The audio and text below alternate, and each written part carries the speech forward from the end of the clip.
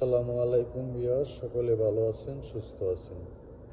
আমি একটা জিনিস ভাবি, আজকে শুক্রবার দিন, নামাজের দিন, জুমা মুবারকের দিন, মুসলমানের উমরা হজ করার একটা সময়ের মতো, সাময়িকের মতো সওয়াব, কিন্তু টাকা পয়সা ধন দৌলত দিয়ে কি হবে আপনার?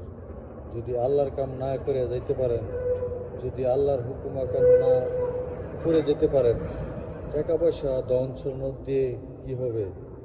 এই বাড়ি গাড়ি টাকা পয়সা দিয়ে কিছুই হবে না যদি আল্লাহর কাম না করে যেতে পারেন। আজকে মুসলমানের একটা সওয়াবের সময়, উমরা হজের সময়।